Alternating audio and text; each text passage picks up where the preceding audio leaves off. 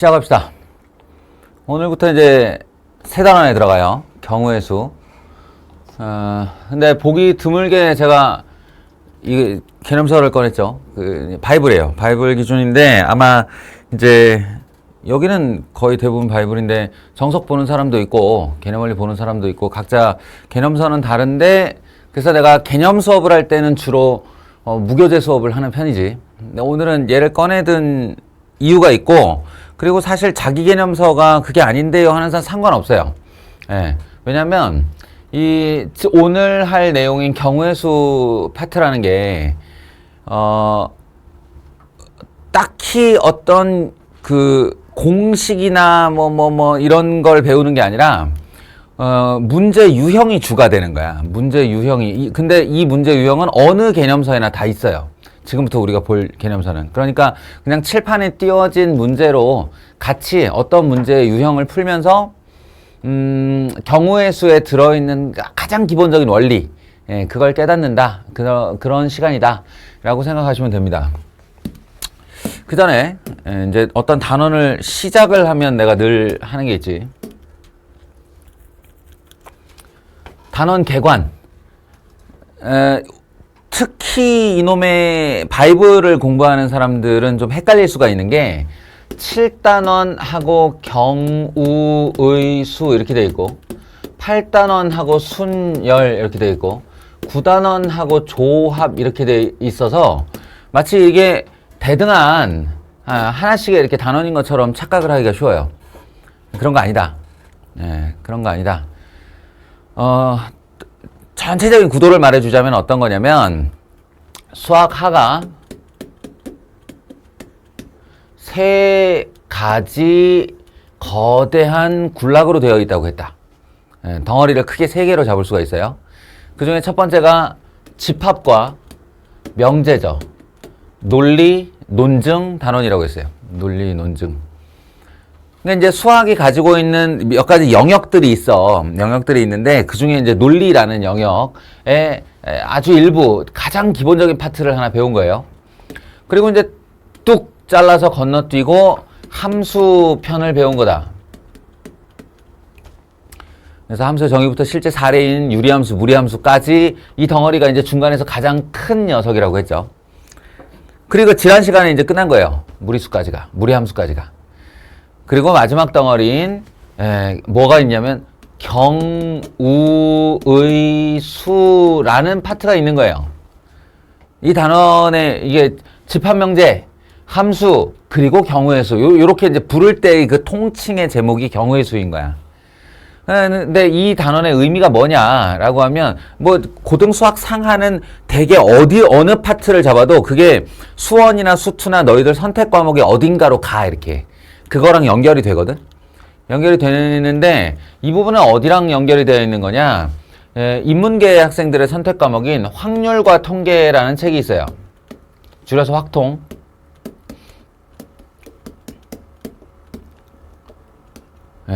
라는 책이 있죠. 수학에서 이렇게 세 덩어리를 왜 그렇게 좋아하는지 모르겠지만 상당히 많은 수학책들이 다 세 덩어리의 단원 구성이 되어 있는데 이 확률과 통계라는 책도 역시 마찬가지 세 개의 덩어리로 구성되어 있다. 대단원이 이렇게 구성되어 있어요. 최종 목적은 늘 맨 마지막에 나오지. 그래서 이 맨 마지막에 통계학을 배우는 거예요. 너희들 대학에 가면 지금은 수리통계학부로 합쳐져 있는 경우가 많은데 이과의 대학 경우에 예전에는 아예 수학과하고 통계학과가 따로 있었어요. 그러니까 통계학이라는 학문이 한 사람이 평생을 걸쳐 연구해도 부족함이 없는 거대한 학문의 덩어리란 뜻이지. 어쨌든 이 확률과 통계의 최종 목적지는 통계학인데 성범아 벌써 졸리면 안 돼. 아니야? 통계학인데 이 통계학은 너희들이 중학교 때 했던 무슨 꺾은선 그래프, 누적 도수 분포표 뭐 이런 거 있잖아. 그거의 연장선이긴 한데 그거랑 좀 달라요. 뭐가 다르냐면 우리가 중학교 때까지는 전부 이렇게 개수를 셌어. 10점 맞은 사람 몇 명, 20점 맞은 사람 몇 명 이렇게. 키가 165인 사람 몇 명, 170인 사람 몇 명 이렇게 명수로 셌거든. 명수로. 근데 진짜 통계학은 그렇게 명수나 개체수를 셀 수가 없어. 몇 만 명, 몇 십만 명, 몇 천만 명을 다뤄야 된단 말이야. 변수를. 그러니까 그런 애들을 도수로 썼다가는 칸이 부족해요. 그래서 이렇게 칸이 여기 있다라고 하면 별량이 있고 여기다 뭔가를 써야 한다면 그 쓰는 내용은 바로 비율이다. 비율. 전체분의 얼마를 차지한다라고 하는. 그 전체분의 얼마가 어떤 용어로 말하면 비율이 되지만 또 다른 말로 표현하면 확률이 되는 거예요. 예, 한마디로 여기 안경 지금 한 명 썼네. 그럼 내가 여기서 한 명을 잡아냈는데 그 학생이 안경을 꼈을 확률은 6분의 1이 되는 거지. 전체 분의 도수가 되는 거니까. 그래서 여기에 확률을 써요. 예. 이래서 이 이름이, 이 통계학의 이름이 확률 분포야. 확률 분포. 그리고 여기 확률이 들어갔잖아. 확률이 들어갔으니까 확률을 배워야지. 예, 확률을 어떻게 만드는가를 배워야지. 그래서 이 두 번째 파트가 확률이에요. 확률을 다루고 구하고 얻어낼 수 있는 능력을 기른 다음에 확률 통계로 가는 거예요. 근데 이 확률이 또 구성 요소가 어떻게 되냐? 이거 아마 중학교 때 기억날 거예요. 공부한 사람들은. 전체 사건의 경우의 수 분의 특정 사건의 경우의 수예요. 그러니까 그냥 주사위를 던진다 정도가 아니라는 거지. 동전을 던진다 정도가 아니고 우리는 여러 가지 조건이 들어간 이상한 종류의 확률을 구하게 되는데 그때마다 경우의 수 분의 경우의 수를 해야 된다는 얘기야. 분수로. 예, 그래서 여기 파트에 경우의 수가 바로 첫 번째 단원이 된다. 그런 의미에서의 경우의 수예요. 이런 경우는 몇 가지가 생겨. 저런저런 사건에는, 저런저런 시행에는 몇 가지 사건의 경우의 수가 생겨. 이런 게 이렇게 다루는 거야. 저게 저렇게 다루는 거야. 그러니까 우리가 손가락, 발가락을 동원해서 도저히 셀 수 없는 크기의 어떤 이론을 가진 경우의 수를 배우는 거다. 그래서 이 안에 그 경우의 수를 배우는 방법들이 있는데, 예, 그 방법들의 가장 큰 두 가지 덩어리, 여러 가지가 있는데 가장 큰 두 가지 덩어리가 바로 순열과 조합이에요. 아시겠어요? 그러니까 여기 얘기한 7단원 경우의 수, 8단원 순열, 9단원 조합 이 아니고 얘네들의 실제 구조는 어떻게 되는 거냐면 경우의 수라고 하는 최상위 카테고리 안에 순열과 조합이 마치 쌍둥이 형제처럼 이렇게 부분집합으로 자리 잡고 있는 거라고요. 순열도 그냥 말이 순열인데, 예, 순열 안에는 뭐 직순열이 있고, 그다음에 중복순열이 있고 원순열이 있고 같은 것을 포함한 순열이 있고 같은 것을 포함한 원순열이 있고 뭐 이렇게 나가요. 조합도 마찬가지. 조합도 그냥 조합이 있고 중복 조합이 있고 뭐 조합들을 사용한 이항 정리가 있고 뭐 이렇습니다. 그러니까 여기 얘네들 쫙 배울 거라는 거야. 누가?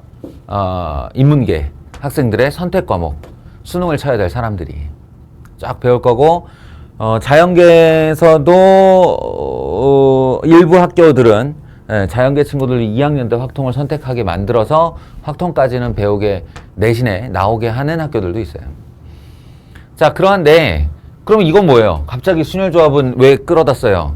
그게 아니라 얘가 인문계용 선택 과목이 되다 보니 여기 안에다가 순열조합의 시작까지 같이 다 넣어 놓으면 자연계를 선택한 고등학생은 아예 경우의 수를 구하는 가장 기초적인 두 가지 방법을 배울 길이 없더라 이거야.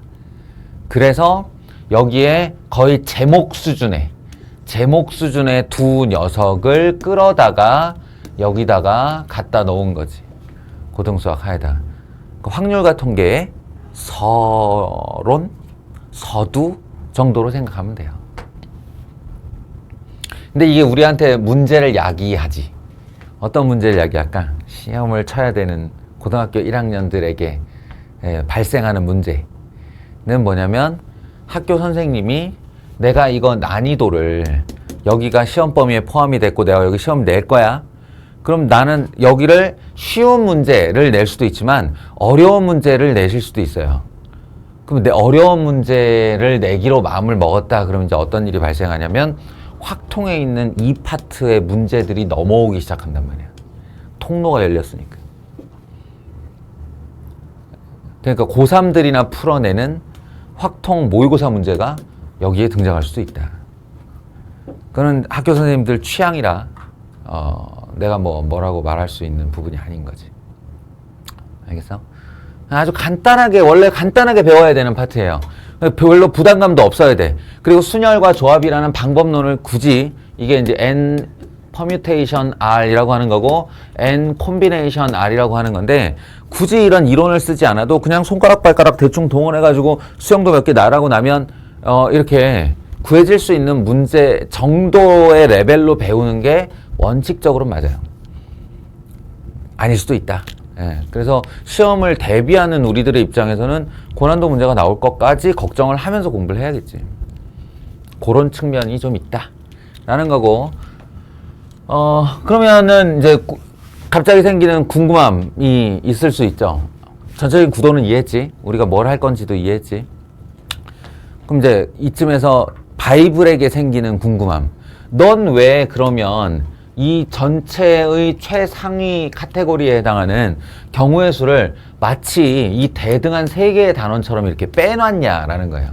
이거 왜 빼놨지? 라는 거예요. 요거는 나름의 이유가 또 있습니다. 그게 뭐냐면, 자, 이런 거예요. 이러한 조건을 내주고 그런 경우의 수가 몇 가지가 나와 라고 질문을 했을 때 순열이라는 이론과 조합이라는 이론을 전혀 모르는 상태에서 그냥 우리 두뇌만 가지고 그 문제에 접근을 했을 때 대부분의 사람들은 구할 수 있어요. 구할 수 있어요. 우리는 나열이라는 방법이 있기 때문에 나열, 수형도, 사전식 배열법 이딴 것들이 있기 때문에 그냥 손가락 발가락 아니면 이렇게 이쑤시개 등등을 가지고 그 경우의 수를 셀 수가 있어.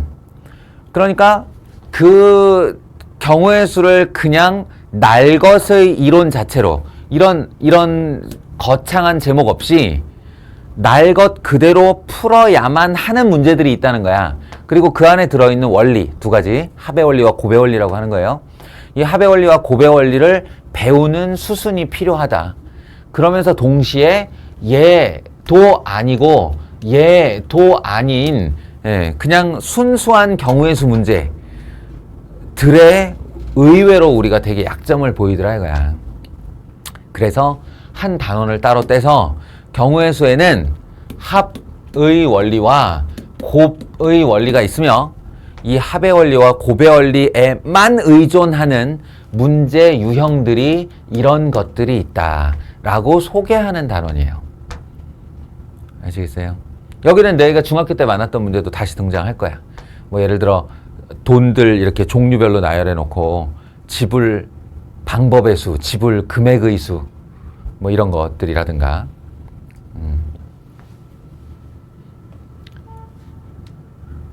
그리고 이제 여기서 대원칙을 배운 다음에 순열 파트 들어가서는 이 순열 NPR이라는 것을 사용하는 문제 위주로 배우는 거죠. 그 조합 파트에 들어가면 NCR이라는 이 공식을 사용하는 그런 경우에 문제 파트를 이렇게 다루려고 하는 거다. 그런 의도에서 여기를 한 단원을 따로 뺀 건데 실제로는 이렇게 상하위 구조로 되어 있다. 알고 공부를 하세요. 자, 그러면 이제 너희가 이 책을 읽어갈 때 여기 경우의 수가 있다. 그러면 여기 단원에 어떤 내용이 막 이렇게 들어 있을 텐데 이거는 순열과 조합하고는 별도의 이야기인가? 아니야. 여기 있는 내용들이 그대로 반영되어 경우의 수를 세는 기술 중 하나가 순열과 조합이다. 이렇게 알면서 공부를 하면 돼요.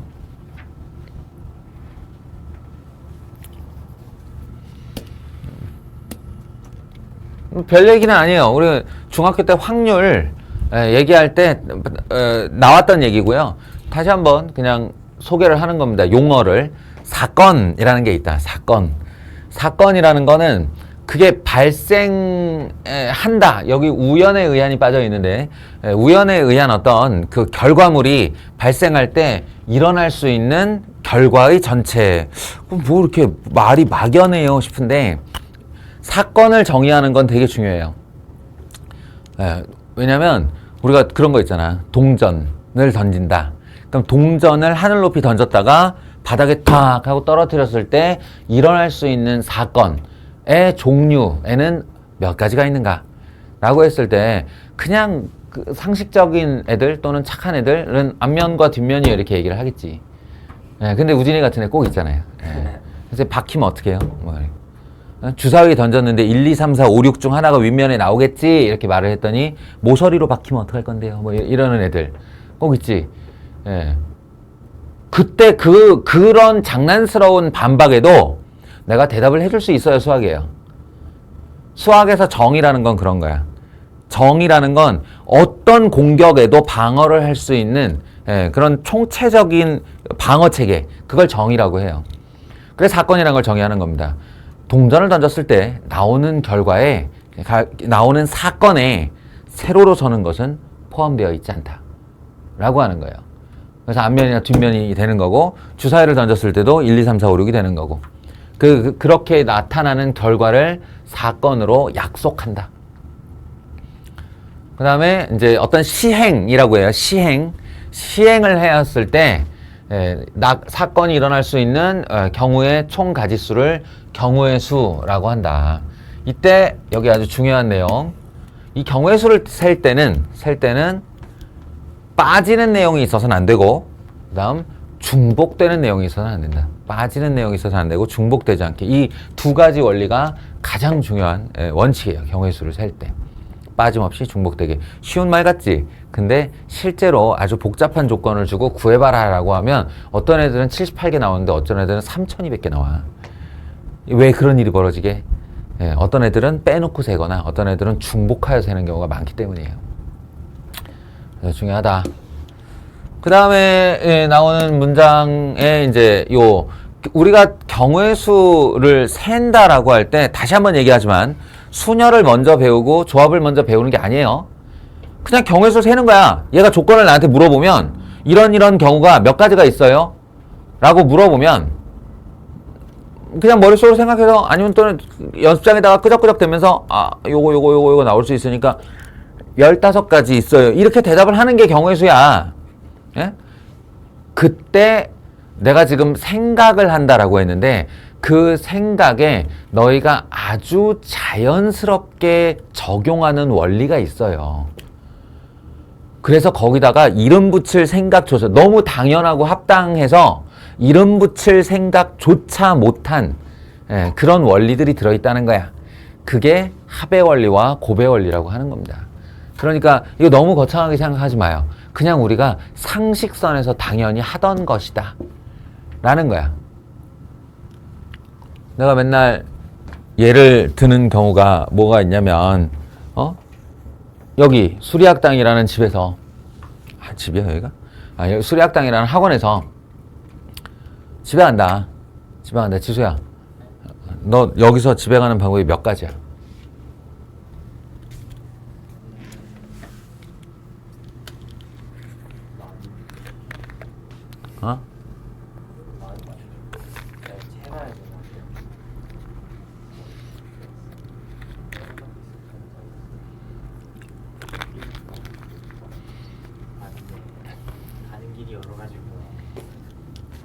방법, 수단을 얘기하는 거야. 그리고 이거 영상 녹화 중이다. 그냥 빨리 대충 대답해라 임마. 걸어서 뛰어서 차 타고 버스 타고 택시 타고 킥보드 타고 자전거 타고 대충 8가지에서 7가지 6가지에서 7가지라고 대답을 했지. 걸어서 뛰어서는 그냥 도보로 합치면 되고. 그럼 6가지다라고 했을 때 그 6가지를 지금 네가 어떻게 했냐면 손가락을 이렇게 동원해서 하나, 둘, 셋, 넷 이러고 있었다고요. 합의 원리를 쓴 겁니다. 그게. 알겠어요? 그러니까 걸어서라는 한 가지의 방법이 있잖아. 그리고 자전거 타고라는 한 가지 방법이 있는데 이걸 꼽았잖아. 얘네 둘이 더했잖아. 이게 합의 원리라고. 알겠어? 합의 원리라고. 아, 선생님 그럼 곱할 건 아니잖아요. 이럴 수 있는데 그러면 이렇게 생각을 해보자. 여기서 집에 들렀다가 다시 교회를 갈 거예요. 그러면 여기서 집에 가는 경우가 6가지. 집에서 교회 가는 방법이 3가지. 라고 하면 그럼 학원에서 집을 거쳐 교회로 가는 총 방법은 몇 가지가 있는 거냐? 그렇지. 그때는 곱했잖아. 안 더하고. 뭔 얘기인지 알겠어요? 여기서 집에 가는 방법이 6가지. 집에서 교회 가는 방법이 3가지. 그럼 6 더하기 3 해서 9가지 이렇게 대답을 안 하고 우리가 너무 당연하게 아니 집에 걸어갔다가 택시, 버스, 자전거 있잖아요. 3가지. 여기서 자전거로 집에 갔다가 택시, 버스, 자전거 3가지 있잖아요. 라고 하니까 내가 여기서 집에 가는 6가지의 각각의 방법들에 그 뒤에 집에서 교회 가는 3가지 방법을 다 곱했잖아. 그 너무 자연스럽게 사용한 곱의 법칙이라니까 그게. 예. 그러면은 이제 너무 당연해서 그 안에 들어있는 원리가 왜 그랬는지, 왜 그렇게 더했는지, 왜 그렇게 곱했는지를 우리가 생각해 본 적도 없다면 이제 걔를 정의하자 이거야. 어떤 경우에 더하고 어떤 경우에 곱하는가. 뭘까? 어떤 경우는 나온 경우의 수들을 곱하고 어떤 경우는 나온 경우의 수들을 더한다. 어떨 때? 어떨 때?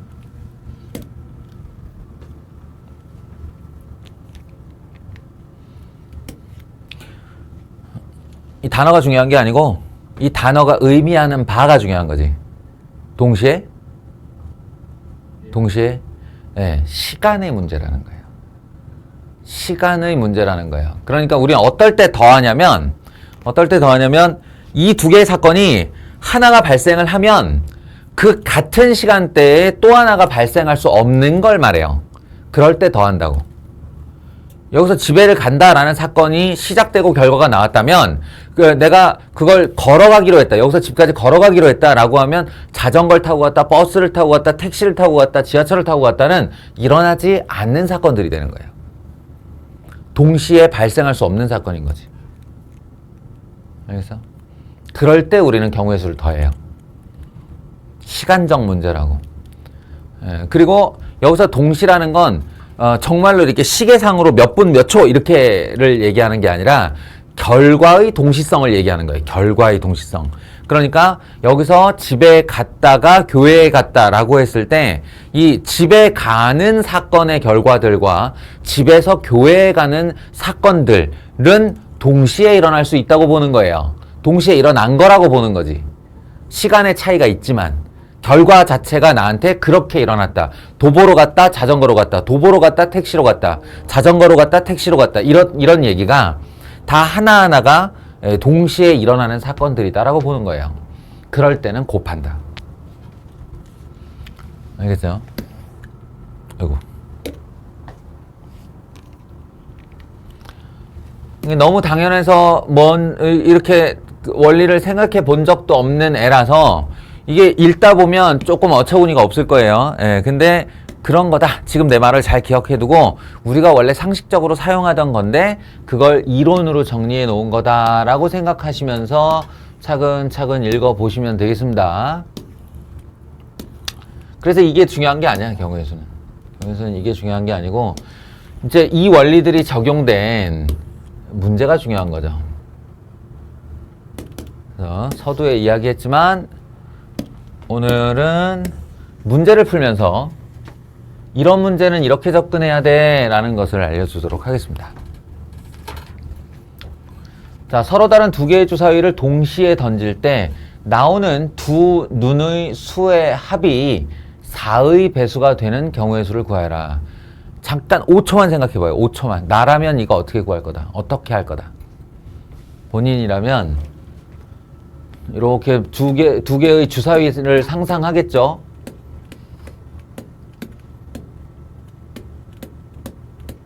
이런 식으로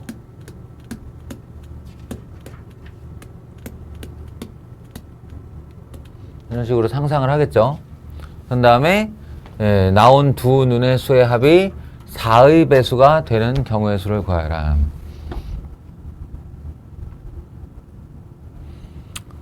뭐 어떤 사람들은 1, 3이요 하고 시작을 할 수 있겠지. 그냥 다 쓰고 말지 뭐 라고. 뭐 그것도 훌륭한 방법입니다. 다 쓰고 말지 뭐.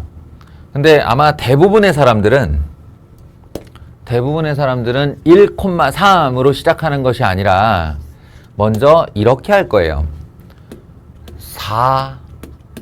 4의 결과 8의 결과 12의 결과 4의 배수일 수 있는 가능성. 주사위를 왜 상상해야 되냐면 4의 배수는 4, 8, 12 말고도 16, 20 계속 나갈 수 있죠. 그죠? 그러나 주사위는 최고 눈의 수가 6이기 때문에 6 더하기 6 했을 때 나오는 12가 최대수예요. 요렇게 쓴 다음에 그 다음에 여기서 이제 1,3, 2,2, 3,1 이렇게 1, 하다가 잠깐만 1과 6을 더해도 7인데 이건 안 되겠네 라고 하고 2,6에서 시작해서 3,5, 4,4, 5,3, 6,2 이렇게 끝을 내고 이거는 뭐 이게 끝이겠죠. 이렇게 해서 하나, 둘, 셋, 넷, 다섯, 여섯, 일곱, 여덟, 아홉. 이거 9가지요. 이렇게 되겠죠. 이 안에 지금 합의 원리와 곱의 원리 다 들어있는 거예요. 뭔 얘기인지 알겠어요? 요렇게 셌을 때 셋, 요렇게 셌을 때 다섯, 요렇게 셌을 때 1. 우리가 결과를 어떻게 했냐면 더했어요. 아시겠어요? 더했어요. 왜냐? 두 개의 주사를 던졌는데 나오는 눈의 수가 4의 배수라고 상상을 했는데 그 눈의 합이 4인 경우와 8인 경우는 절대 동시에 나올 수가 없단 말이야. 동시에 4이면서 동시에 8인 두 눈이 나온다고? 불가능하죠. 더한 거예요. 그러면 여기가 1인 경우, 2인 경우, 3인 경우, 여기가 3인 경우, 2인 경우, 1인 경우를 그럼 왜 다 더하지 않았나요? 이거를.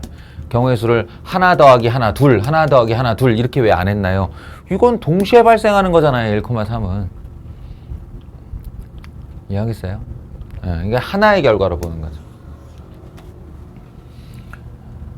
1 곱하기 1을 한 거예요, 우리가. 그래서 여기 너무 당연하게도 이렇게 구하는데 자기가 사용한지도 모르게 합의 원리와 곱의 원리를 쓴 거다. 라는 이런 내용이야. 그냥 한 문제를 풀었다로 끝나면 안 돼, 개념서는.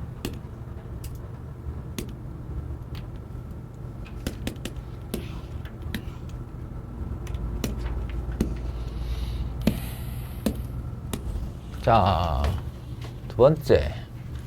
한 개의 주사위를 두 번 던질 때, 앞으로도 이제 한 개의 주사위를 두 번 던질 때, 두 개의 주사위를 한 번에 던질 때, 모양과 크기가 같은 두 개의 주사위를 던질 때, 모양과 크기와 색깔이 다른 두 주사위를 던질 때, 오만 말들 나올 거예요. 오만 경우를 보게 될 텐데, 얘들아, 그때 신경 쓰지 마. 모양과 크기가 아무리 같아도 1,6과 6,1은 다른 거예요. 그게 경우의 수의 사건을 정의하는 기본 원리이기 때문에 주사위의 모양과 크기가 같건 다르건 한 개의 주사위를 두 번 던지건 두 개의 주사위를 한 번에 던지건 총 경우의 수는 36가지다. 이 사실을 잊지 마라. 어떤 경우에도 주사위 2개 던지면 총 경우의 수는 36개고요. 주사위 3개 던지면 총 경우의 수는 216개예요. 그래서 한 개의 주사위를 두 번 던질 때 나오는 두 눈의 수의 곱이 짝수인 경우를 구하여라. 이번에도 아까랑 비슷하게 4의 배수랑 비슷하게 생각을 하겠죠. 짝수라고 하면 어떤 경우가 짝이 나오지? 라고 생각했을 때 짝 곱하기 짝인 경우, 홀 곱하기 짝인 경우, 짝 곱하기 홀인 경우, 이럴 수 있죠. 그래서 첫 번째 주사위, 짝수의 눈이 몇 개지? 하고 세보는 거야. 3개. 3가지. 2, 4, 6. 두 번째 주사위, 던진 주사위의 눈이 짝수인 경우가 몇 가지지? 그러면 3가지. 그래서 이 경우가 9가지요 라고 이렇게 대답할 때 왜 곱했냐고. 도대체 왜 곱했냐고. 결과가 동시에 보여지는 녀석들이니까. 결과가 동시에 보여지는 게 아니라 동시에 보여져야만 하는 거죠. 짝 나오고 그리고 짝 나와야 되는 거니까. 이 경우가 짝 홀수 135 중에 하나, 짝수 246 중에 하나. 그래서 9가지. 짝수 246 중에 하나, 홀수 135 중에 하나. 해서 9가지. 그런 다음에 너무 자연스럽게 9 더하기 9 더하기 9 또는 9 곱하기 3 해서 이 정답은 27개요 라고 할 때 이 더하기가 바로 합의 원칙을 쓴 거다. 합의 원리를 사용한 거다. 알겠냐? 곱의 원리와 합의 원리는 항상 이렇게 동시적으로 사용하게 돼 있어요. 그리고 여기다 이제 문득 곰곰이 생각해 보다가 잠깐만. 그럼 주사위 2개 던졌을 때 나올 수 있는 모든 경우의 수가 토탈리 이거밖에 없는데 요렇게 4가지 하면 전부 다인데 그 중에 이 3가지를 세서 굳이 다 더했어야 됐나? 3 곱하기 3 하면 9니까 내가 원하는 총 사건에서 원치 않는 사건만 빼주면 바로 나오는 거 아니야? 이렇게 생각하는 거 이제 여사건. 머리를 쓰면 되는 거예요. 집합할 때 그 남을 여자처럼 여사건. 그건 이제 별도의 이야기고 지금은 합의 원리와 곱의 원리를 설명하기 위한 문제다 라고 생각하시면 됩니다. 이것도 마찬가지. 합의 원리와 곱의 원리를 소개하기 위한 하나의 문제 유형. 이것도 중학교 때 보면 기억날 거예요. 그래서 A점에서 C점을 거쳐 B점을 가는 방법이 몇 가지입니까? 그러면 요게 2가지, 요게 2가지에서 2 곱하기 4가지요. 이렇게 대답을 하는 거고.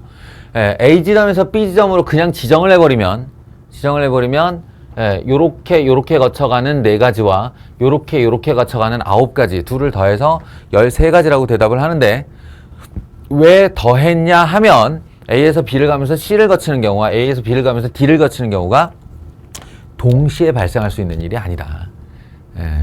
그래서 시간적으로 동시에 보여질 수 있는 결과가 아니면 모두 더한다. 여기까지는 별 다른 감흥이 없을 거예요. 그냥 합의 원리와 곱의 원리를 소개한 거다. 자, 예제 4번부터가 이제 본격적으로 너희가 이런 거지. 나는 분명히 경우의 수라는 파트의 개념 공부로서 합의 원리와 곱의 원리를 배웠는데 그리고 여차하면 다 써라도 배웠는데 이건 이제 하나의 문제 유형이 되는 거죠. 그래서 이건 그냥 양의 약수의 시리즈의 문제 유형을 누군가에게 언젠가 배우지 않으면 못 푸는 문제예요. 아니면 다 쓰던가. 자, 먼저 정답을 구해놓고 들어갈까? 108의 양의 약수는 몇 개가 있을까요? 야, 이제 슬슬 강호가 졸려오니까 108의 양의 약수를 강호가 불러보는 걸로 하자.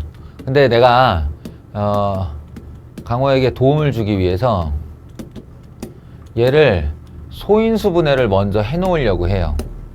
자, 이렇게 바다다다닥 얘네를 이렇게 찢었어. 108을. 이제 약수 불러봐. 응? 야, 씨, 양의 약수 하는데 1부터 안 나오고 어떻게 2부터 나올 수가 있지? 어떻게 저럴 수가 있지? 불러. 3, 4,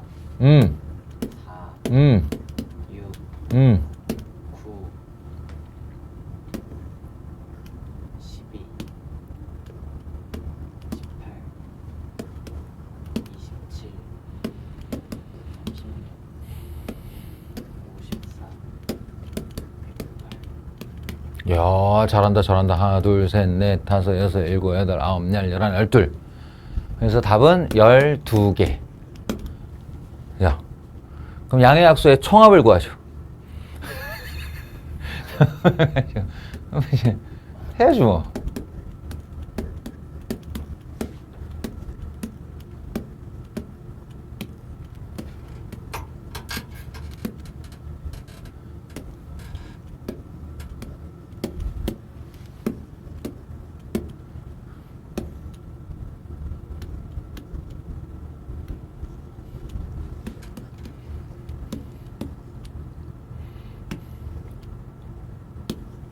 이건가? 틀렸냐? 답 280. 그래가지고 이래놓고 쭉 올려가지고 답을 맞춰보니까 맞았어? 12야 280? 그런 다음에 이제 넘어가면 돼. 이건 공부를 한 게 아니죠. 개념서를 이렇게 푸는 게 아니라고. 개념서를 이렇게 이용하는 게 아니라고. 응? 이제 이 아래 써져 있는 말에 뭐 노티스부터 시작해서 원리 좀 잘 이해해 보시고요. 이 부분 읽는 부분을 내가 이제 축약해서 얘기를 해주자면 108을 좀 전에 소인수 분해해보니 2가 3개, 3이 2개 있는 녀석이었어요. 그죠? 2라는 인수가 3개, 3이라는 원수가 2개 있는 그런 숫자예요. 그런 합성수예요. 그러니까 양의 약수의 개수 3이 3개입니다. 그럴라? 아 맞네. 2가 2개, 3이 3개였어요. 예. 그래서 이제 이런 이론을 배우는 거지. n을 a의 m승, b의 n승, 그리고 약수 더 있어도 돼요. 인수들 더 있어도 돼요. 예. 뭐의 몇 승, 뭐의 몇 승 계속 늘려도 돼요. 그냥 대표적으로 2개의 숫자만 할게. 이렇게 소인수분해 했다 치자. 그러면 n의 양의 약수의 한 다음에 이 뒤에 나오는 시리즈가 너희들 고등학교 3학년 때까지 합치면 총 3가지가 있어요. 첫 번째 개수가 몇 개냐, 두 번째 합이 얼마냐, 세 번째 곱이 얼마냐예요. 양약수를 다 곱해라 라는 요구도 할 수 있어요. 양약수를 모두 더해라 라는 요구도 할 수 있고, 그 중에 이제 개수까지는 중학교 때 공부 열심히 한 사람들 기억날 거예요. 뭐죠?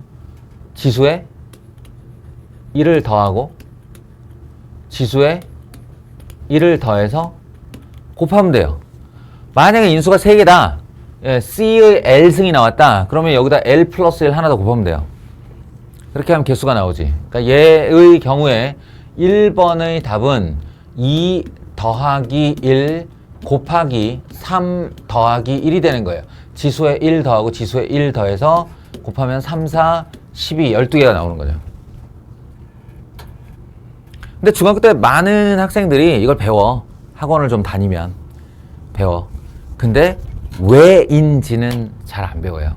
안 배우는 게 아니라 설명해 주는 선생님도 있을 텐데 잘 기억을 하지 않아요. 그냥 개수만 기억하지. 근데 사실은 합에서 나오는 원리가 개수의 원리도 결정을 하는 거다. 그러니까 합을 제대로 배워야 된다. 이런 얘기야. 자, 봐봐. 일단 설명을 해줄게요.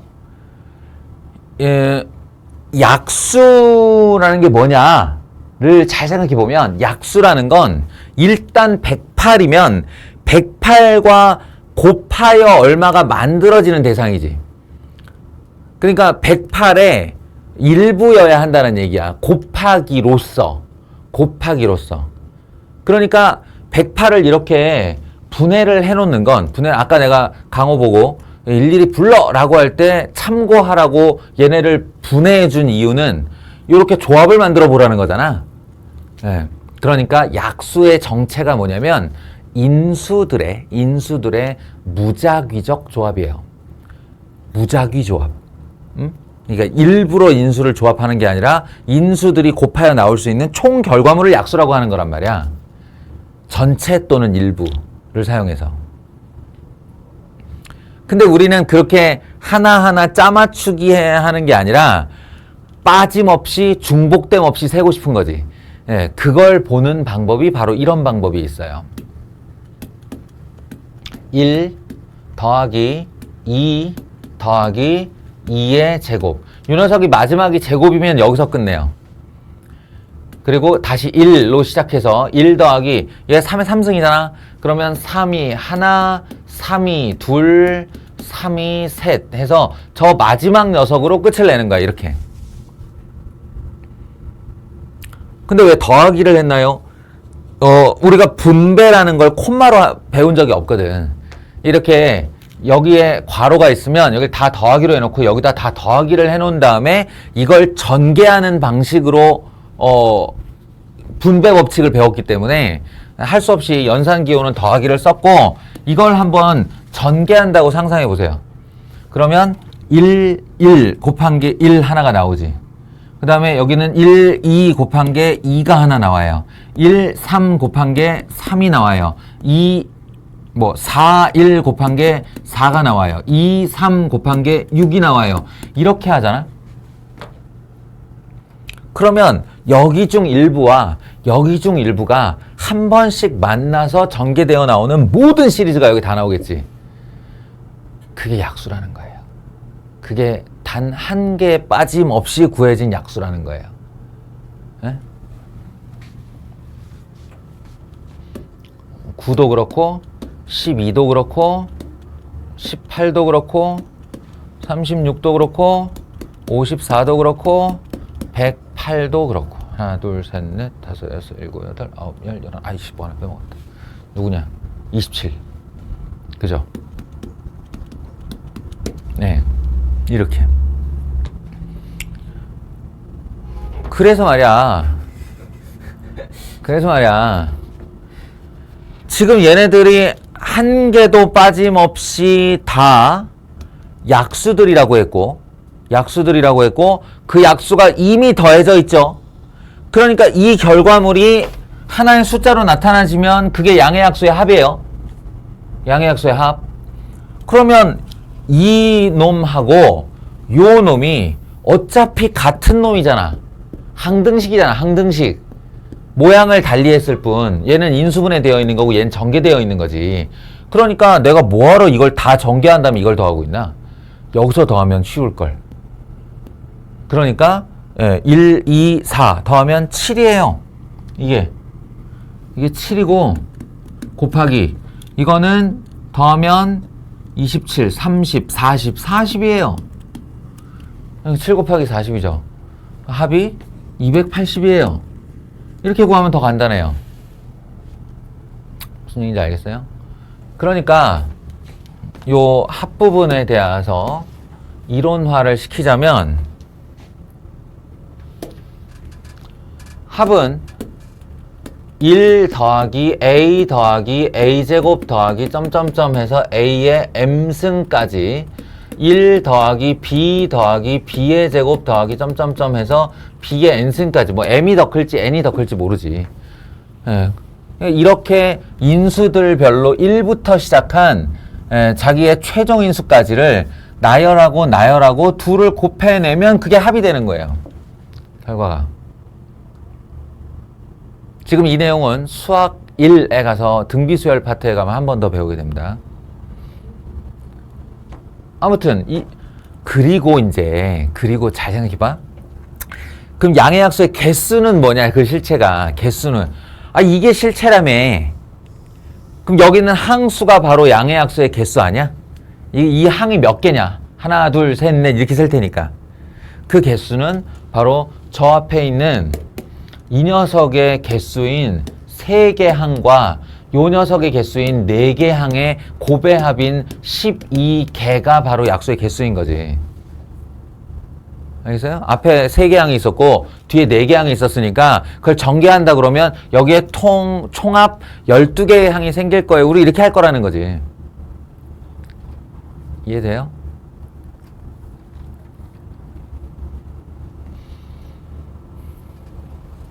그러면 요 과정을 생략하고 여기에 3개가 나오고 여기에 4개가 나온다를 한 방에 뽑아내는 방법이 뭘까? 라고 생각해 보면 얘가 거듭 제곱이 2가 마지막이잖아. 2가. 그러면 2의 1승, 2의 2승을 당연히 갖고 있을 것이고 거기다가 1을 하나 더 보탠 항이니까 요 지수보다 1 큰 게 요 항의 개수죠. 여기도 마찬가지. 1, 3, 3의 2승, 3의 3승. 그러면 3의 3승, 이 마지막이니까 1, 2, 3 있을 거고 거기다 1을 하나 더 보탰으니까 여기는 항이 4개일 거라는 거예요. 그래서 3 곱하기 4야. 그럼 그걸 여기서부터 볼 수 있잖아요. 여기서부터. 이게 지수가 2니까 거기다가 1항이 하나 더 추가가 되면 3개 항 나오겠네. 4개 항 나오겠네. 3 곱하기 4는 12, 12개겠네. 이렇게 한다는 거죠. 이 원리가 바로 그 원리예요. 합으로부터 출발한 겁니다.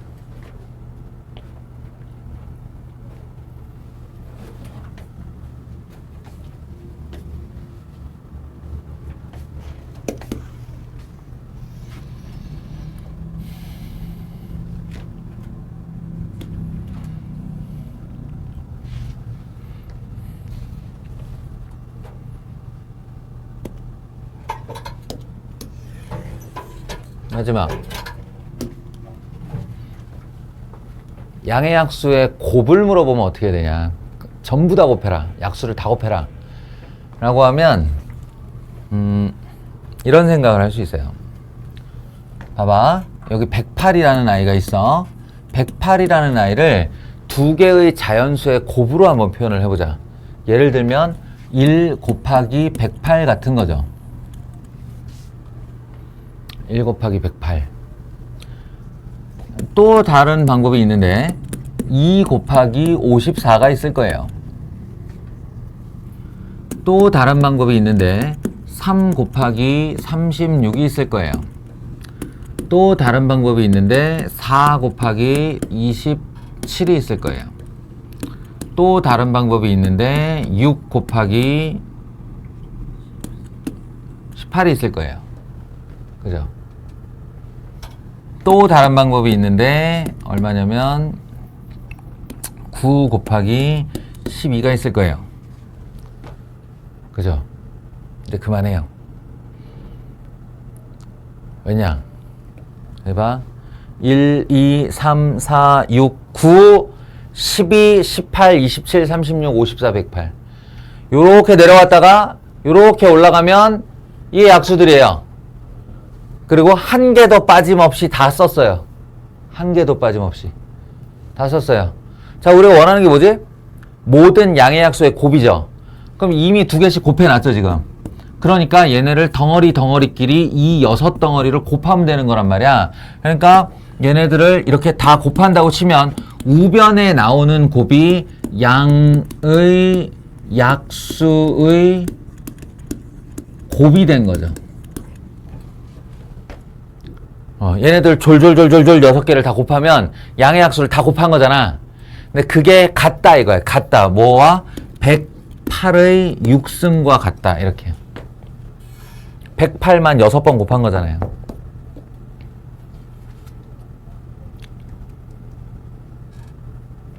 그럼 이거 왜 6개야? 이 6개. 그럼 모든 숫자의 양의 약수의 곱은 다 그 숫자의 6승이야?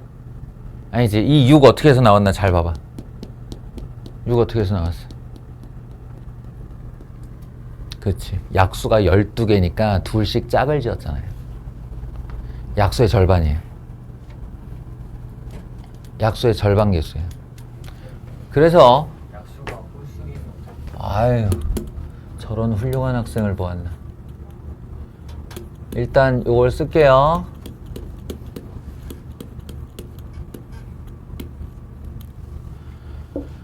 아까 1번에서 우리가 양의 약수의 개수는 소인수분의 한 인수들의 지수에 1을 더하고 1을 더해서 둘이 곱한 거라고 그랬으니까 그 개수의 절반계를 하면 그 원래 있던 숫자의 절반승이 모든 양의 약수의 곱이다 라고 했어.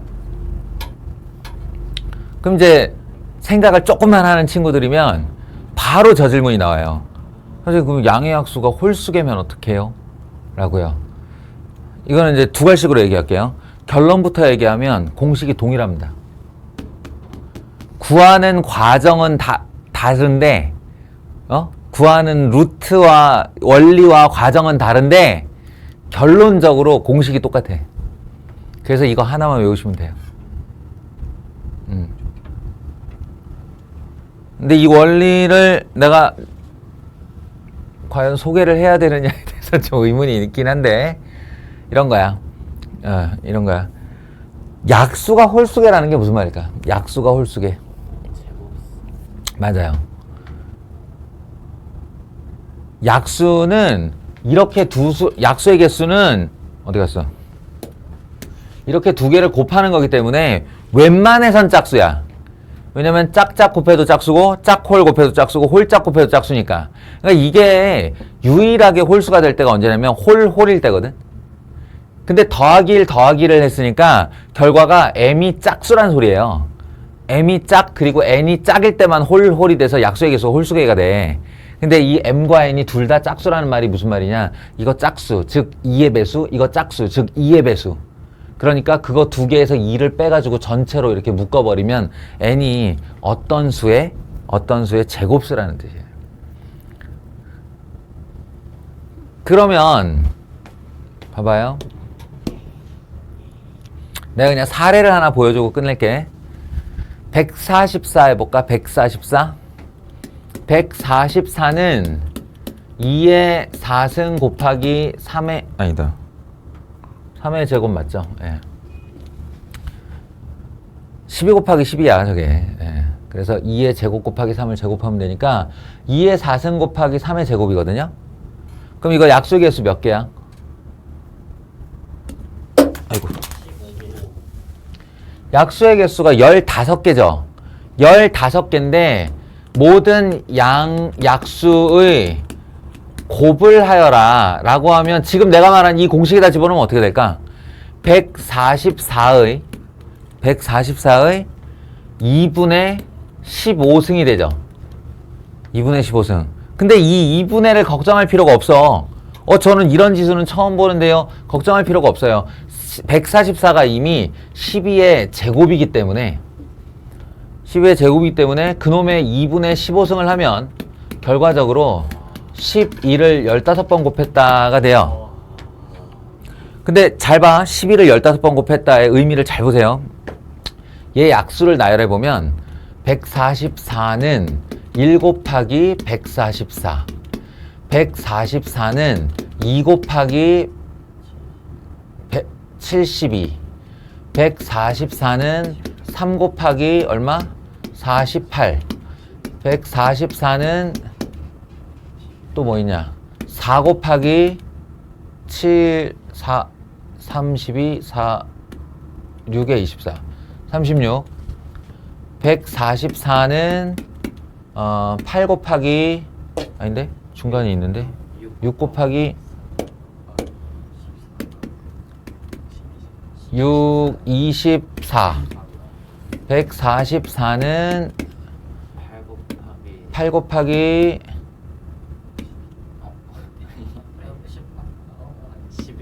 18 144는 9 곱하기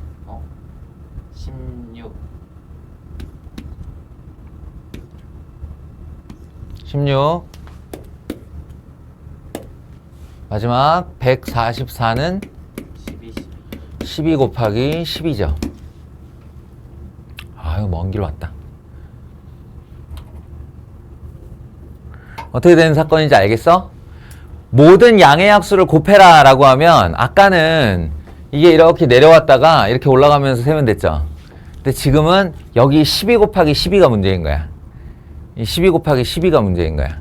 요걸 요렇게 해서 요렇게 한 다음에 요렇게 하나를 빼고 요렇게 곱해야 돼요. 이렇게. 예? 그러면 이게 양의 약수가 총 몇 개야? 15개라고 그랬어. 15개. 그 15개에서 요 개수가 지금 이놈을 빼고 15개잖아. 그러니까 여기서 하나를 떼나. 그럼 14개가 되지. 12 하나를 빼. 그럼 14개가 되지. 그럼 14개를 반으로 하면 요 줄수가 나와. 하나, 둘, 셋, 넷, 다섯, 여섯, 7개. 맞잖아. 반으로 하면. 그러니까 144의 7승에다가 144의 7승에다가 12를 하나만 곱하면 되거든, 이렇게. 근데 이 144가 사실 알고 보면 12의 제곱이니까 14개예요, 이게. 거기다 12를 곱하지? 그럼 12가 15개 이렇게 되는 거예요. 따라서 접근하는 원리는 다른데 공식은 한 가지가 돼요. 땡큐지, 우리한테는.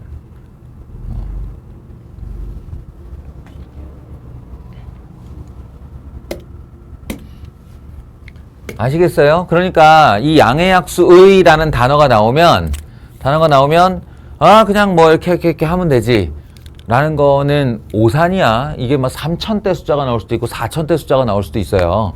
예, 그런 숫자를 상대로 일일이 다 세면 되지는 아니고, 예, 그렇다고 순열을 쓰는 것도 아니고 조합을 쓰는 것도 아니야. 그냥 양해약수의 시리즈는 좀 전에 선생님이 얘기한 이 세 가지,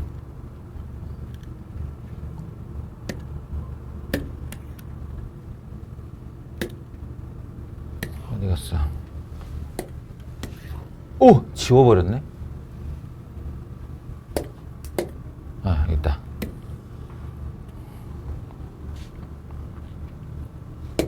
어떻게 할까?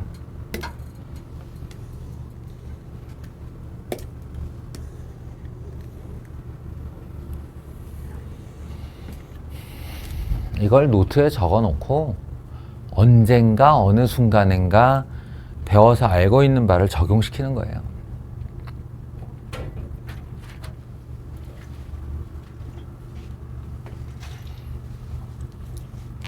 지금 적으려고 애쓰지 않아도 돼. 영상은 항상 남아있어. 영상 멈춤해놓고 적으면 돼.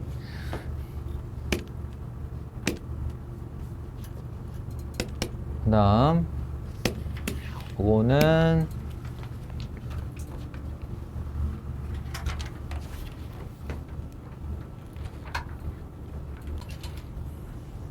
이번에는 이제 사전식 배열법 또는 뭐 나열법 뭐 이렇게 부르는 거예요.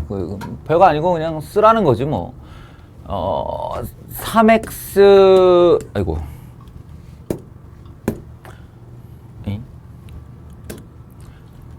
더하기 2y 더하기 z가 합쳐서 11인데 보통 문자가 3개면 등식이 3개예요. 우리가 풀린다 라고 생각을 하는데 이거는 문자는 3개인데 등식이 하나죠.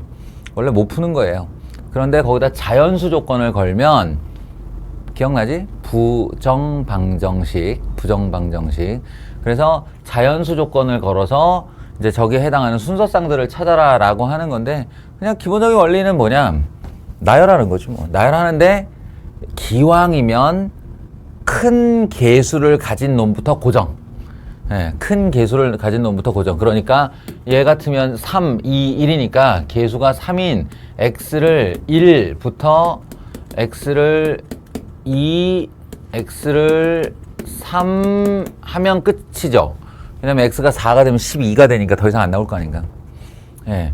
그런 다음에 1을 진짜로 넣으면 넘겨서 2y 더하기 z는 하면 8이 되고요. 2y 더하기 z는 이게 확 줄어들죠. 6이니까 넘어가면 5가 될 거예요. 2y 더하기 z는 3, 3은 9, 2가 되겠죠. 이렇게. 됐나요? 딱 봐도 이건 안 나와요. 예. 이건 y에만 2를 딱 넣는 순간 벌써 2가 차버리니까 그 다음은 z가 0일 수밖에 없는 거지. 이 경우는 안 나오는 거고 이 경우에 대해서 다시 위에서부터 고정. 여기서부터는 그냥 암산 정도로 가능하겠죠. y, z라고 했을 때 y에 내가 1을 넣는다면 z는 6일 것이고 y에 2를 넣는다면 4일 것이고 3을 넣는다면 2일 텐데 4를 넣으면 0이 되니까 더 이상 못 센다. 이렇게 해요. 그럼 x는 1로 고정되어 있는 상태니까 요 개수가 3개의 순서쌍의 개수랑 같겠죠. 그래서 이렇게 그 다음에 다시 yz를 나열해 보면 1을 넣었을 때 3이고 2를 넣었을 때 1이고 그게 끝. 뭐 요 정도? 그래서 총 5쌍 나오네. 이런 거예요. 나중에 이 개수들이 다 1로 바뀐 다음에는 여기도 1, 여기도 1. 그래서 모든 개수가 다 똑같다라고 여겨지고 난 다음에는 이제 중복 조합이라는 이론이 들어옵니다. 예, 그래서 그 전에 이제 사전식 배열법, 나열법을 먼저 맛배기로 보는 거예요. 또 이거 나왔네. 희한하지. 이거 중학교 때부터 한 거거든. 내가 알아 이거. 우리 중학생 딸을 내가 가르쳐봐서.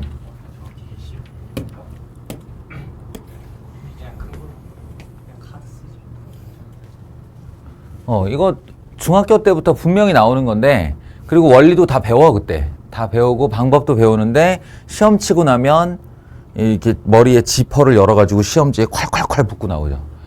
그 다음 텅 비어서 나오죠. 그걸 또 잊어버려. 예. 고등학교 1학년 때 이거 하거든? 또 잊어버려. 그럼 여기서 이제 확통, 문과로 넘어가서 확통하는 애들 가면 또 나오거든? 또 잊어버려. 몇 번을 반복해서 결국 익히게 되는 그런 놈입니다. 하배원리, 고배원리 무슨 상관일까 싶을 정도로 멀쩡한 놈인데, 일단 이렇게 기억합시다. 기준을 잡으세요. 이 돈 관련해서 모든 방법의 수는 다 방법의 수 기준으로 셉니다. 금액의 수 아니고요. 방법의 수로 세는 거 맞아요. 방법의 수. 예. 그리고 방법의 수를 기억할 때 어떻게 해? 예, 더하기 1, 더하기 1, 더하기 1, 빼기 1 이렇게 기억하세요. 더하기 1, 더하기 1, 더하기 1, 빼기 1. 그게 무슨 말이냐면 나오는 동전들의 종류 10원짜리 4개, 50원짜리 2개, 100원짜리 3개 이렇게 돼 있잖아. 그러면 더하기 1, 5 곱하기 더하기 1, 3 곱하기 더하기 1, 4 이렇게 더하기 1, 더하기 1, 더하기 1 하시고 마지막에 하나 빼세요. 이게 지불 방법의 수예요. 두 갈씩. 알겠어?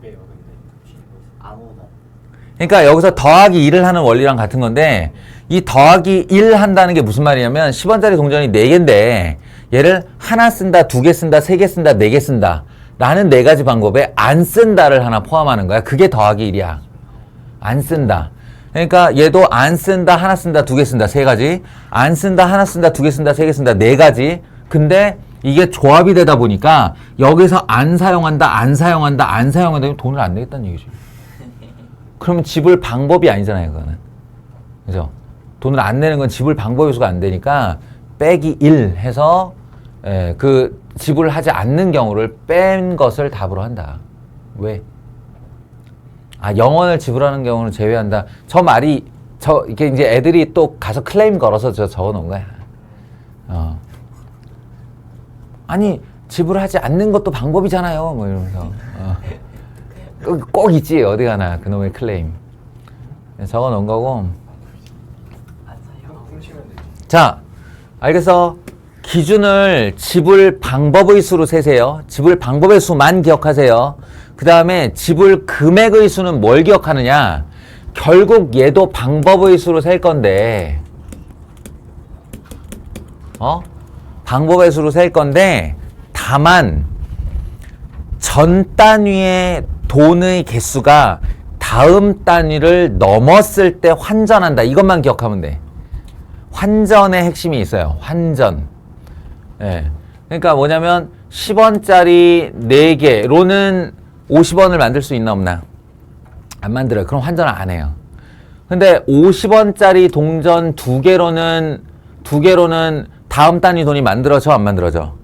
만들어지지. 50원짜리 2개는 100원이 되니까 이럴 때 자신의 윗 단위 돈을 환전하여 없애버리고 8개로 만듭니다. 이렇게 50원짜리 8개가 되는 거지. 알겠어?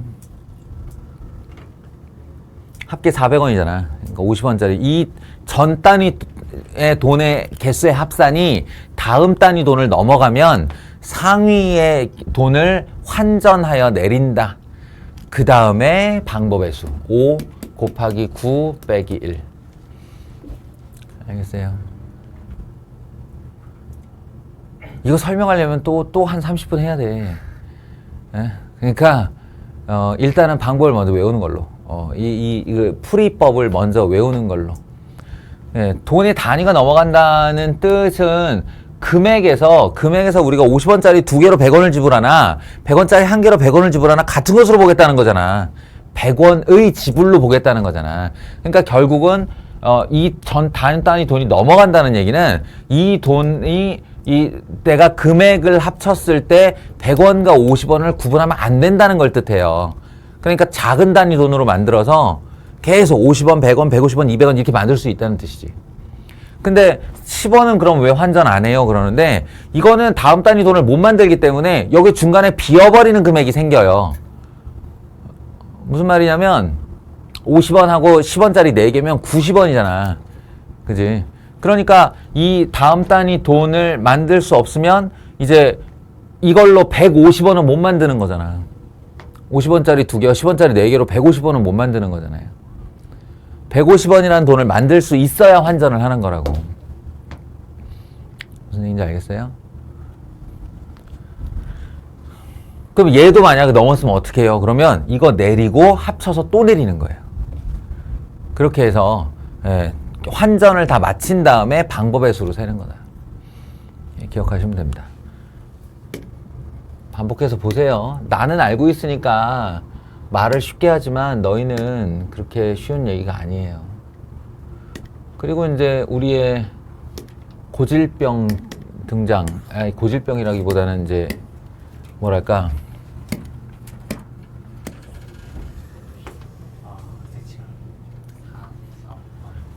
긴 여정의 시작입니다, 이거. 영역 칠하기는 두고두고 당신들과 쌈박질을 할 녀석이에요. 왜냐, 두고두고는 아니겠구나. 확통 간담 얘기인데, 인문계 학생들 얘기인데, 이 얘기는 지금처럼 그냥 경우의 수를 세는 파트의 문제로도 나오지만, 순열 파트에서도 나오고, 조합 파트에서 나오고, 중복순열도 나오고요. 또 원순열에서도 나옵니다, 이게. 그러니까 그 모양, 영역의 모양에 따라서. 그래서 지금은 가장 간단한 케이스의 한 가지 경우만 이렇게 보여주는데 이제 두고두고 유형을 익혀야 되는 거예요. 색칠하기에서 이런 경우는 조합을 써야 된다. 이런 경우는 원순열을 써야 된다. 이렇게. 원칙은 하나예요. 페인트를 다 써도 되고 일부만 써도 되는데 인접할 때 같은 색은 쓰지 않는다. 이거예요. 인접 영역에서 같은 색을 쓰지 않는다. 그럼 이제 지금 이런 케이스가 제일 쉬운 케이스인데요. 뭐 왜 쉽냐 이렇게 얘기하면 할 말이 없긴 한데 이 영역들이 이렇게 돌아가면서 시작 영역이 끝 영역과 경계가 닿았을 때 안 닿았을 때 뭐 이런 식으로 구분을 해요. 그리고 좌우 대칭일 때 사방 대칭일 때 뭐 기타 등등 이렇게 구분을 하는데 어쨌든 이 경우가 제일 쉬운 거다. 그러면 기본 원리는 없나요? 기본 원리 있지. 가장 경계를 많이 인접하고 있는 영역부터 칠한다. 이것도 예외가 있어. 예외가 있는데 어쨌든 기본적인 원리는 그러하다. 그래서 우리가 빨, 파, 노, 초 네 가지 색이 있어요. 이 네 가지 색을 여러 번 사용해도 좋다는 얘기는 몇 가지 색 빼놔도 된다는 소리예요. 왜냐하면 네 가지 영역에 네 가지 색이 있는데 그럼 하나씩 다 써야 되게? 그게 아니라 같은 색을 써도 좋다는 얘기는 안 쓰는 색이 있어도 좋다는 뜻이에요. 그랬을 때 영역을 구분하는 방법은 몇 가지인가 라고 하면 이런 거죠. 여기에 네 가지 색 중에 하나를 칠한다. 그리고 이제 빨강이라고 실제 사례로 생각을 해버리는 거예요. 그냥. 그러면 이제 얘가 왜냐면 세 영역하고 인접하고 있으니까 여기를 먼저 칠하고 그 다음에 이제 돌면서 칠하는데 여기에는 곱하기 3. 왜냐? 빨간색 말고 어떤 색이 와야 되니까. 빨간색 말고 어떤 색이 와야 되니까. 그래서 이렇게 칠해놓고 파랑이라고 여겨요. 그러면 지금 빨파를 사용했다고 보는 거니까 빨파 쓰고 나면 여기는 얘랑도 인접하고 얘랑도 인접하는 거니까 노랑, 초록 둘 중에 하나만 사용해야 되는 거죠. 이해하시겠어요? 그리고 여기는 곱하기 3에 해당합니다. 왜냐하면 얘하고 인접하고 있는 애는 얘밖에 없기 때문에 빨강 빼고 나머지 다 쓸 수 있죠. 그럼 뭐 중복이 되건 말건 알아서 나오는 거예요. 이렇게 해서 얘네들을 모두 곱하는 경우, 곱하는 경우를 총 경우의 수로 생각하시면 됩니다. 이렇게. 지금은 제일 간단한 케이스. 곱하기 생각해서 곱하기 하면 된다.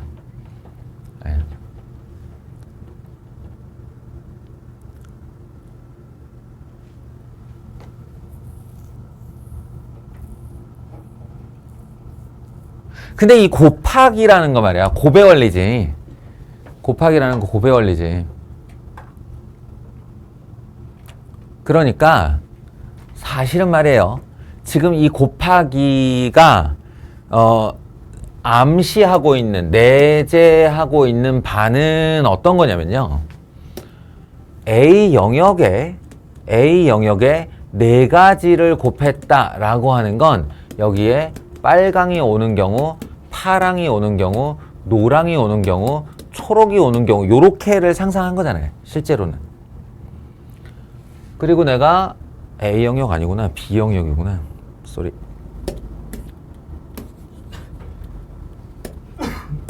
B 영역. 그 다음 뭐였지? C 했죠. C.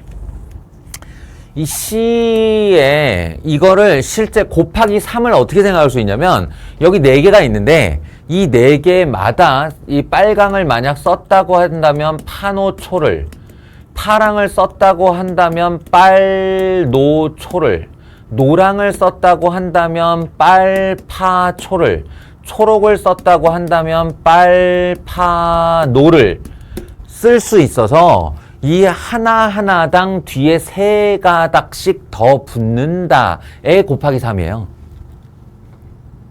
알겠어요? 이게 합계 12가지가 되는 게 빨파, 빨노, 빨초 이렇게 해서 3가지, 다시 3가지, 3가지, 3가지. 그게 4 곱하기 3이야. 그리고 여기 이제 D 영역이 있는데 D 영역에 빨파 썼다고 하면 여긴 노 아니면 초, 노랑 빨노 썼다고 하면 파 아니면 초 이렇게. 얘네들이 각각 경우는 다른데 한 개도 빠짐없이 한 가닥당 둘씩 붙을 때 그때 곱하기 2를 하는 거예요.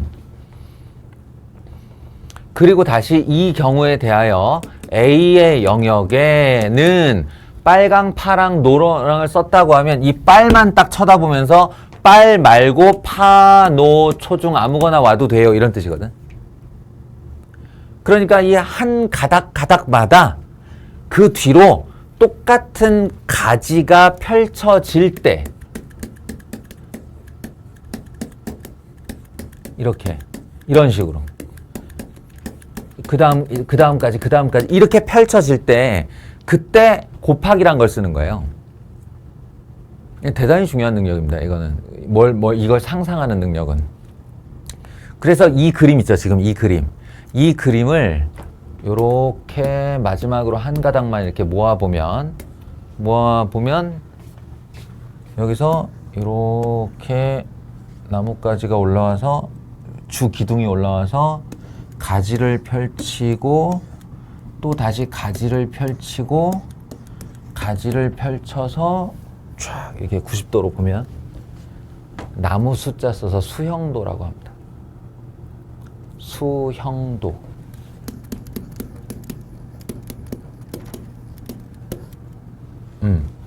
내가 생각하는 경우의 수에서 가장 중요한 내용이에요, 이게.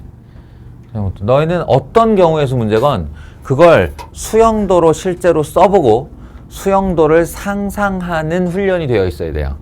써본 자만이 상상할 수 있겠지. 처음부터 이렇게 곱하기만 드립다 한 친구들은 수형도의 상상이 잘 안 돼요. 그래서 이 3가지 중 1가지와 2가지로 나뉘어서 이 뒤에는 3가지가 붙고 얘네들에는 다 2가지가 붙어. 그럼 곱하기를 쓸 수 없는 거예요. 여기서 이 곱하기라는 건 이 3가닥이 모두 대등한 입장에서 2개씩 붙을 때 곱하기 2라는 걸 쓰는 거야. 이 3가지가 하나와 둘로 갈려서 그 뒤에 가지가 다르게 달라붙는다면 이건 곱하기를 쓸 수 없는 내용입니다. 따라서 수형도가 될 수 없는 거예요. 그런 걸 구분하는 힘, 이게 있어야 경우의 수를 나중에 잘하게 됩니다. 알겠죠?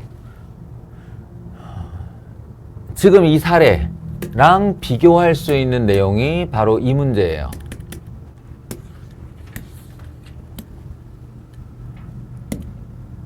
이거는 이걸 소개하지 말까 그냥? 자, 수형도의 대표 문항 완전순열 또는 교란순열이라고 하는 내용을 소개해 줄게요. 수영도가 가장 극적으로 사용되는 문제죠. 그 문제 유형을 완전순열 또는 교란순열이라고 부르는데요. 어떤 거냐면 예를 들면 네 사람이 있어. 네 사람이 자기 휴대폰을 내고 학원에 들어갔어요. 근데 이게 바구니에 담겨 있어. 나가면서 아무 휴대폰이나 하나씩 집어 나간 거야. 집어 나갔는데 나가서 결과를 봤더니 어떤 한 명도 자기 휴대폰을 들고 나가지 못했다. 는 경우는 몇 가지가 있을까요? 라는 거예요. 몇 가지가 있을까요? 아무도 자기 휴대폰을 들고 나가지 못했다. 그러니까 자기랑 짝이 안 맞는 경우, 그래서 교란이라고 하는 거예요. 교란순열. 그 단 한 개의 예외도 없이 모자를 다 벗어놓고 걸고 갔는데 나가면서 다다다다 자기 그냥 아무 모자나 썼는데 아무도 자기 모자를 쓰지 않았어. 그런 경우는 몇 가지가 있을까요? 응? 그러니까 그냥 걸핏 생각하면 이러는 거야. 첫 번째 사람이 자기 모자 아닌 거 집어가야 되니까 곱하기 3.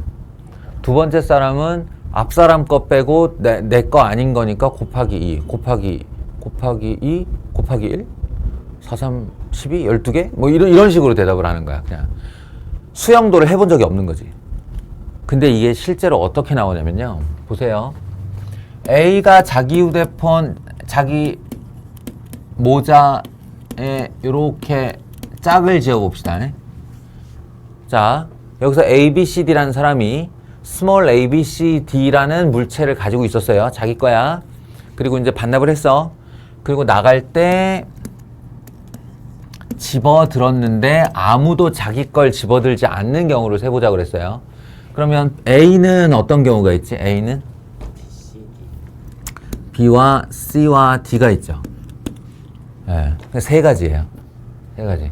그럼 여기다가 이제 3 한 다음에 곱하기 얼마를 이렇게 하고 싶죠, 우리가. 얼마를 하고 싶은데 잘 봐요. A가 B를 가져갔어. 그럼 B는 어떤 선택권이 있나? A 또는 C 또는 D가 있죠. 근데 C는 어때요? C는 A 또는 D. 이상해졌지? 뭔 얘기인지 알았어?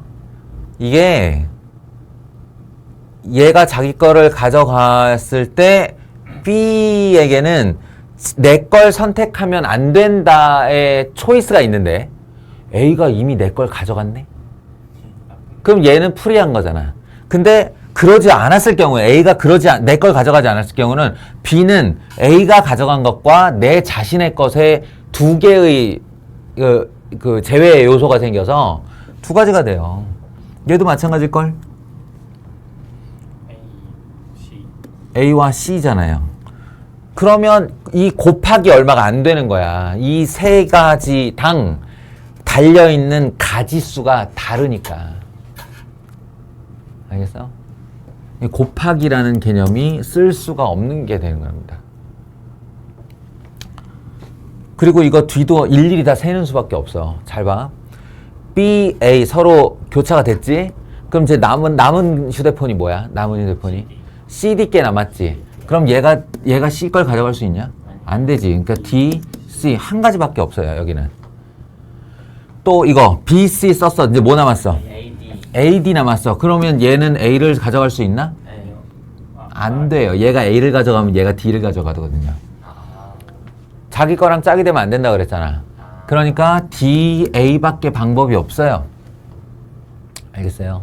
마찬가지 B, D 뭐 남았어? AC 남았는데 못 가져가니까 이렇게밖에 선택이 안 되지. 이건 유일선이 돼버린 거야 이게. 선택권이 없이.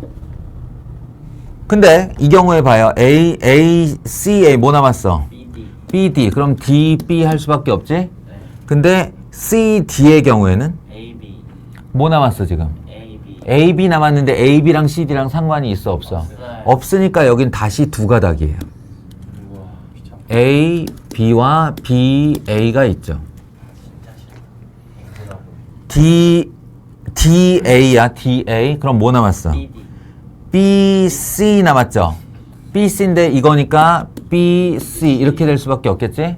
예. 근데 DC 같은 경우에는 AB. AB와 BA. 예, BA 다시 두 가지가 있어요. 선생님, 근데 이런 거는 전체 경우의 수 구해서 막 뭐지?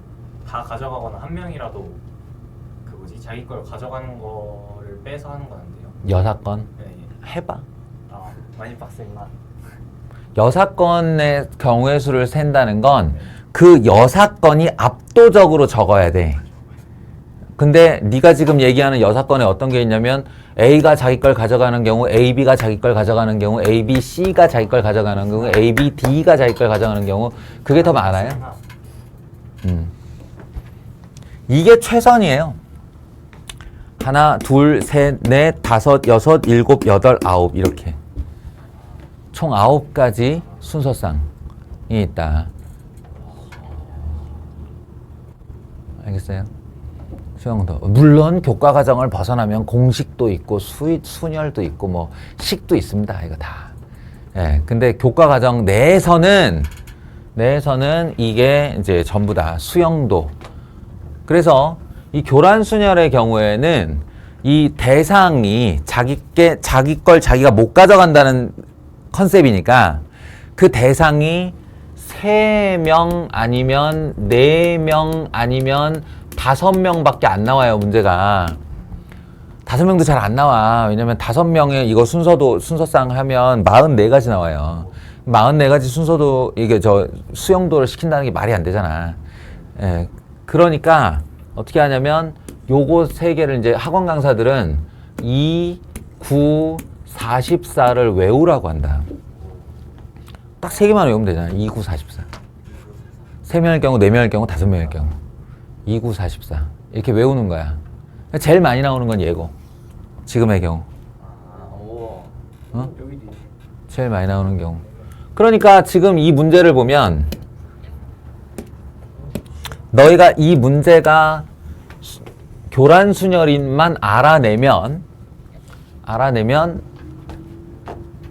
1, 2, 3, 4, 5가 각각 붙어있는 상자와 1, 2, 3, 4, 5가 적혀있는 5개의 공을 상자에 임의로 넣으려고 하는데 그 중에 단 하나의 상자에만 자기 숫자와 같은 숫자가 적힌 공이 들어가는 경우의 수를 구하시오 이랬어.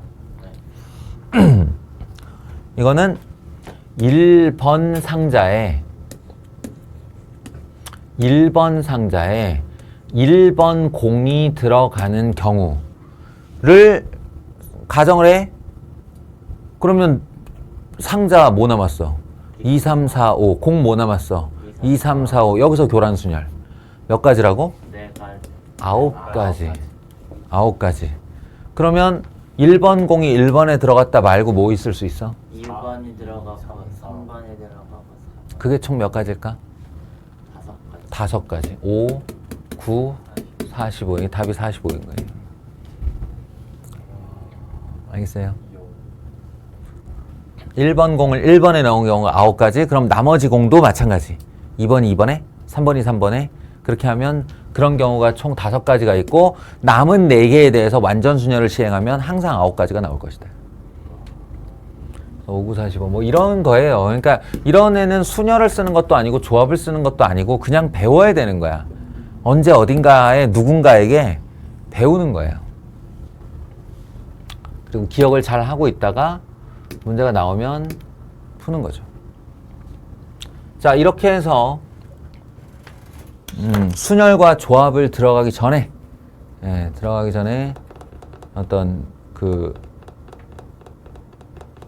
서론으로서의 경우의 수와 합의 원리, 고배 원리, 그리고 몇 가지 문제 유형들을 봤어요. 다음 시간부터 순열 조합 들어갈 텐데 그거 하기 전에 약속 한 가지만 얘기하고 끝내겠습니다. 용어예요, 용어. n 팩토리얼. 근데 순열 조합 설명하고 있는 와중에 이것까지 정의를 하려니까 애들이 과부하 걸려서 이걸 좀 미리 얘기해 두려고 해요. 예. 느낌표 맞고요. 정말 느낌표 맞아요. 그리고 읽을 때 이 녀석은 영어로 하면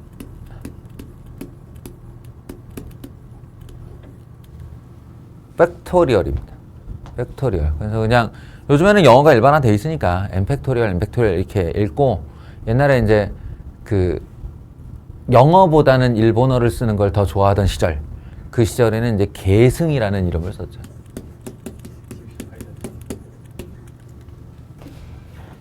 요즘에 다시 이제 영어보다 일본어를 더 선호하고 뭐 조만간 한일 합방이 될지도 모르겠는데, 아무튼 엠팩토리얼 계승입니다. 약속은 n부터 시작하여 한 계단씩 내려간다. 계단을 내려가듯이 하나씩 숫자를 줄여나가서 결국 1이 나올 때까지 내려 곱한다. 이 약속이에요. 네.